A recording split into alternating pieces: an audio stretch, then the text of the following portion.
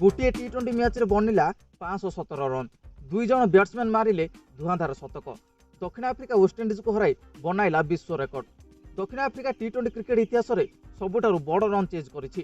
Quinton डिकक और रिजा Henriques को तुफानी पारी रे दक्षिण आफ्रिका वेस्टइंडिज को द्वितीय टी20 मैच रे 6 विकेट हराई देछि। वेस्टइंडिज देइथिबा 259 रन विजय लक्ष्य को दक्षिण आफ्रिका 7टी बॉल बाकी थाई मात्र 4 विकेट हराई हासिल कर नैथिला। एही मुकाबिला रे उभय टीम मिसी 517 रन बनाइथिले, जहाँकि टी20 क्रिकेट इतिहास में गोटे मैच होइथिबा सबुठारु अधिक रन अटे। एही मैच रे प्रथमे बैटिंग करथिबा वेस्टइंडिज 20 ओवर रे 258 रन बनाइथिला। वेस्टइंडिज पक्षरु जैसन चार्लेस 46 बॉल रे 118 रन धुआंधार पारी खेलिथिले। 259 रन टार्गेट को पीछा करथिबा दक्षिण आफ्रिका 18.5 ओवर रे 259 रन बनाई नैथिला। दल पक्षरु क्विंटन डिकक 44 बॉल रे 100 और रिजा हेनरिक्स 28 बॉल रे 68 रन धुआंधार पारी खेलिथिले। एही टार्गेट को चेज करी दक्षिण आफ्रिका टी20 क्रिकेट इतिहास में सबुठारु अधिक रन चेज करिवार विश्व रेकर्ड बनाइछि।